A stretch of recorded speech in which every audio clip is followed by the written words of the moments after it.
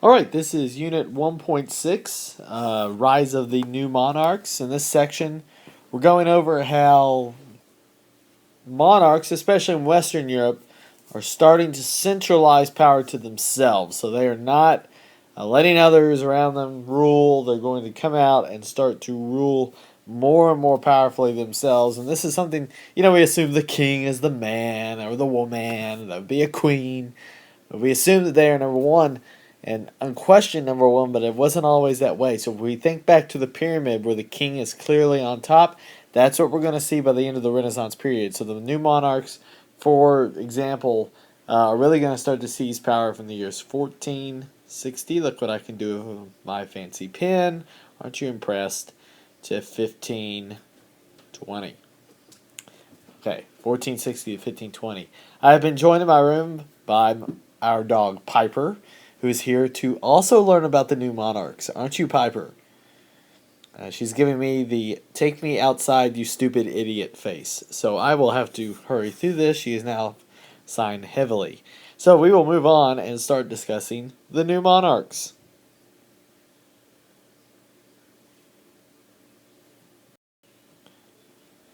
All right, here we are. Oh, there's the years right there, 1460 to 1520. We're looking in France, England, and Spain. That's really where these monarchs are going to be consolidating power. We will talk about Germany here soon. Big thought to get, first of all, is that these guys are never going to achieve total power. Even though we're going to refer to them as monarchs, they are not all powerful in government. There will be nobles that still have control. So how do these monarchs elevate themselves to be the first among powers in their countries? First of all, they're going to reduce the power of the nobility. They're going to demand taxes, continual taxes from the nobles, which the nobles really don't like to pay, understandably. They're going to take their lands from them, or at least threaten it from them. So, like, again, if I'm a king and I rule in Richmond and I got the Duke of Waco out there causing trouble, I'm going to threaten to take lands. But how do you even threaten? How do you even impose taxes? You create a standing army. You have a permanent military force that if somebody gets a little, hostile with you, you can punch them in the face.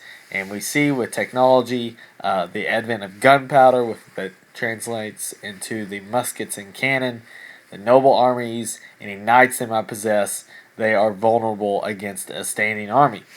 Second, the monarchs will reduce the political power of the clergy, so the Catholic Church will not be as strong in these countries, with the exception of Spain, when the king and the church, basically it's the same thing. But you're going to see that reduced political power of the clergy. They will create more efficient bureaucracies, meaning that government works better. So if you need a job done in government, it probably has to go through a bureaucracy, all these offices and places like that. These monarchs are going to form stronger bureaucracies to get stuff done.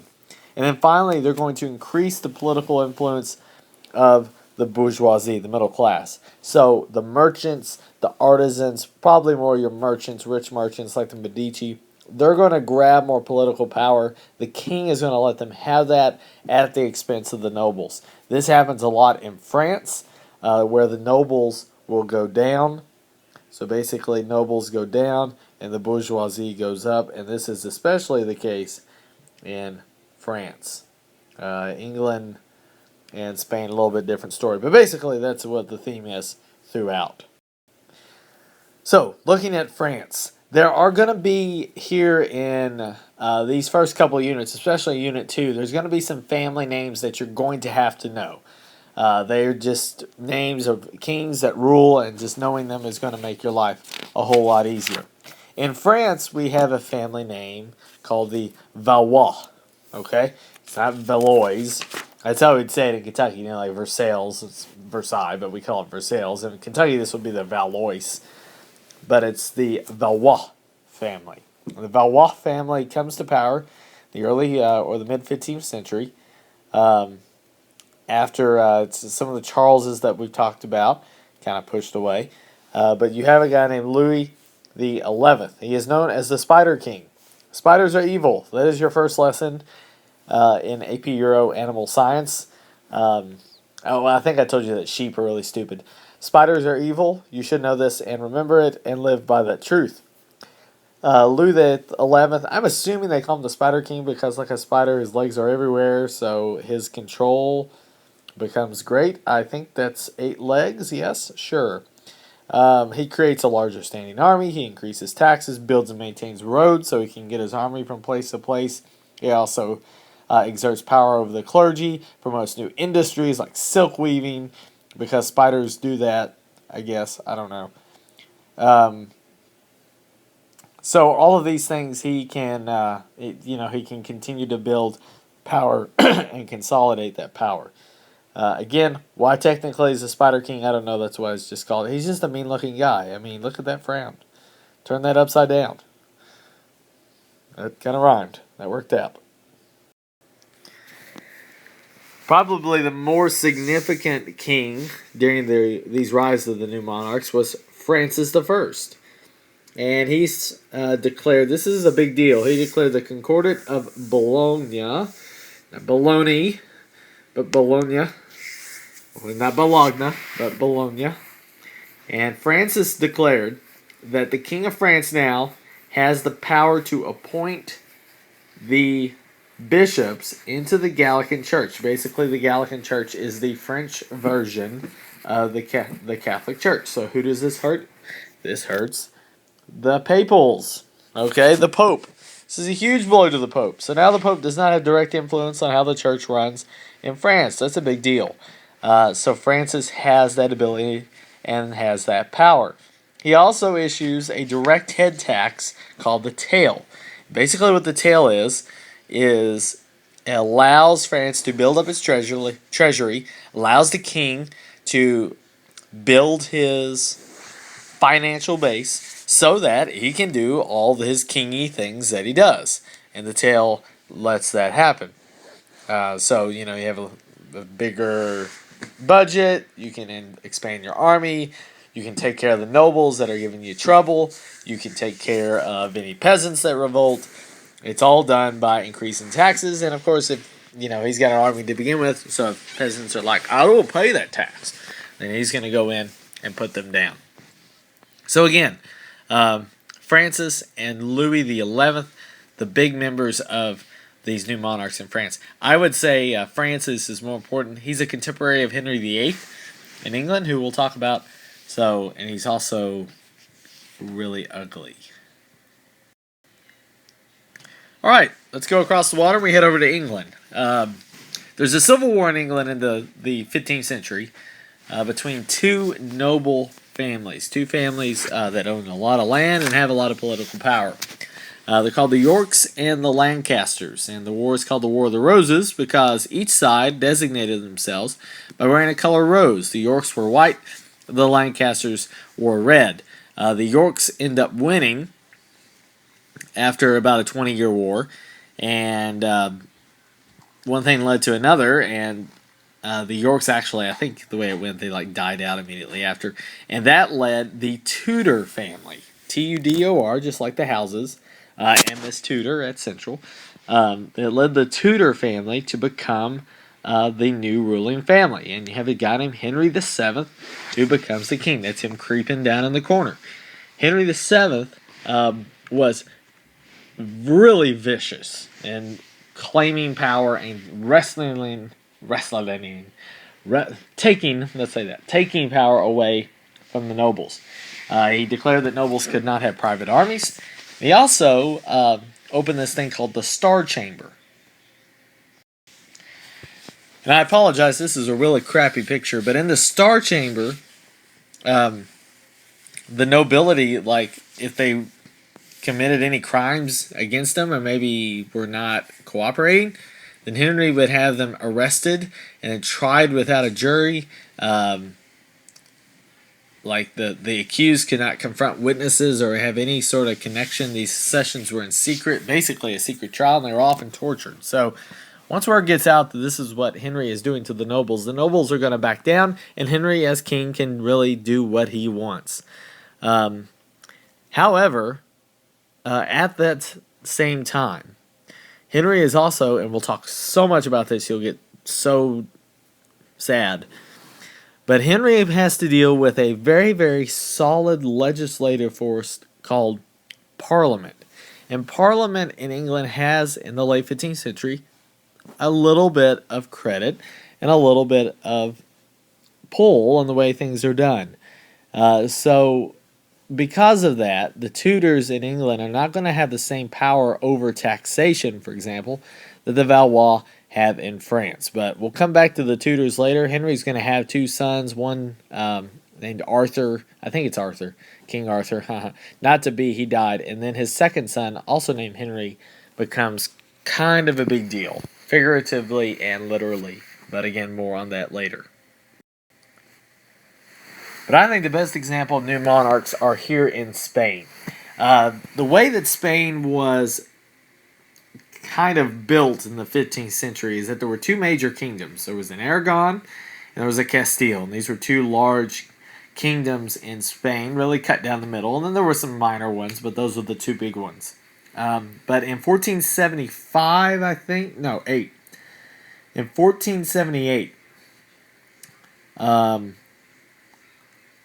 Aragon's king, his name was Ferdinand, and Castile's queen, her name was Isabel, got married. And with that, they united the two kingdoms together, and the two kingdoms became known as Spain. And Spain came into existence as we know it.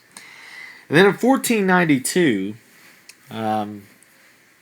at the same year as another event happens, more on that later, but in 1492, Isabella and Ferdinand go on a quest, to which they're not leaving anywhere, but basically they start a quest in the country to remove all Moors, and what Moors are in Spain are Muslims. I'm writing with my fingers, so I'm like really bad at this. Boom, look at that, beautiful. Muslims and Jews, and basically they're trying to totally eliminate and liquidate those populations from Spanish lands. And they're basically trying to Christianize the whole country. Okay, so that's whatever. In any case, the numbers are absolutely insane. Between 30,000 to 60,000 Jews were expelled. Many Jews actually were killed in Spain as they refused to leave. Muslims as well.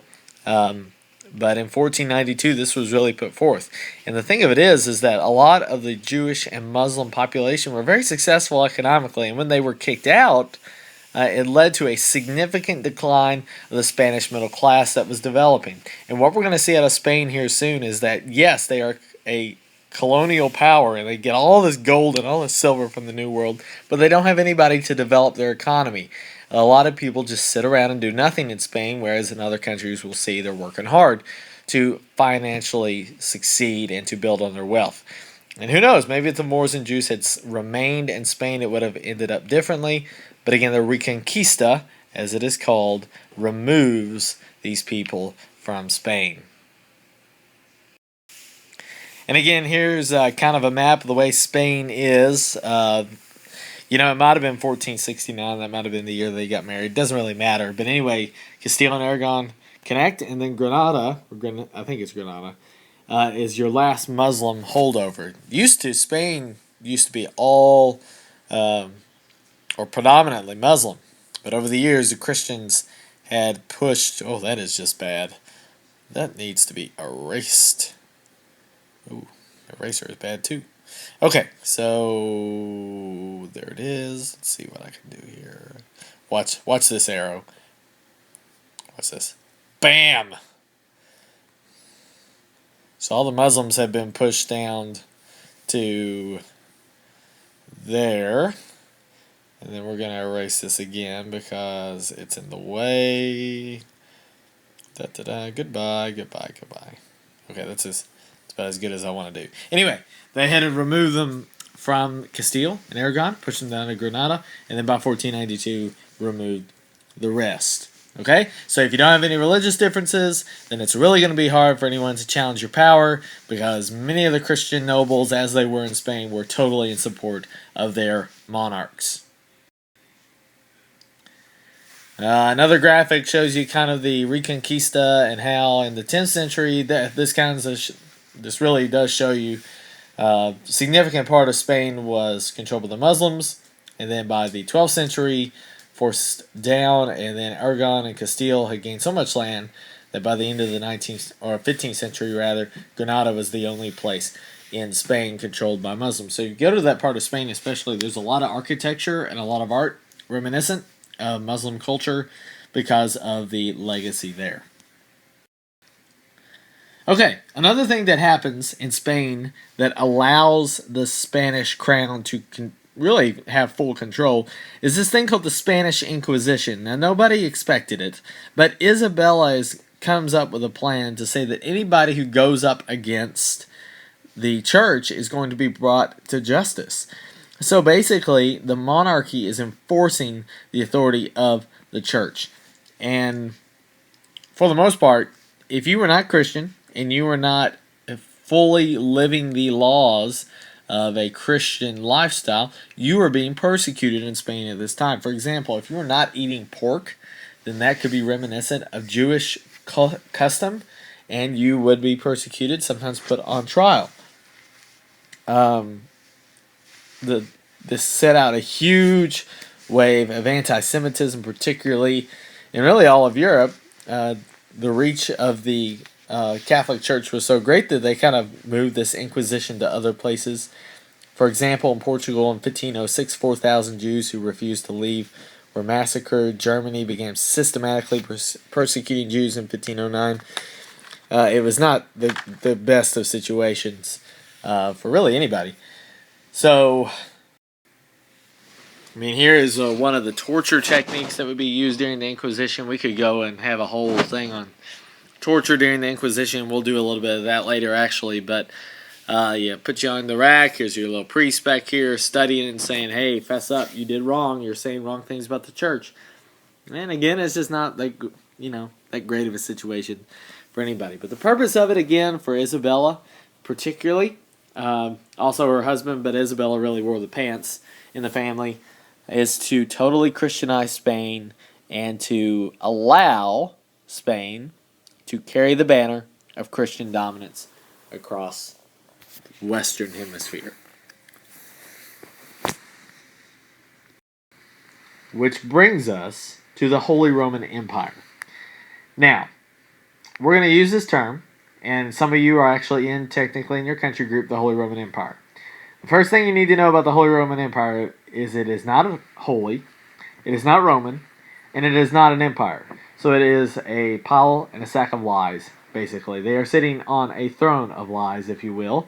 It is a very, very deceptive situation, and one that is a tinderbox for Europe for starts of wars for a good 300 or so years.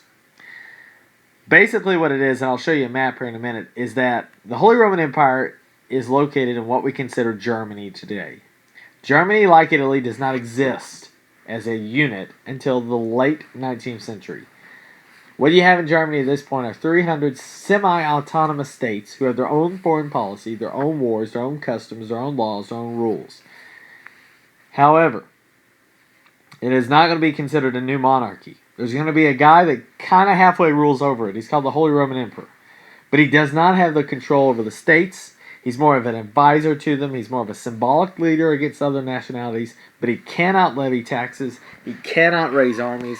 He really is power in name only. He has a lot of influence. He can control armies in maybe little areas and places where he has control and authority. But if he ain't, recognized as the leader, he's not going to get any power.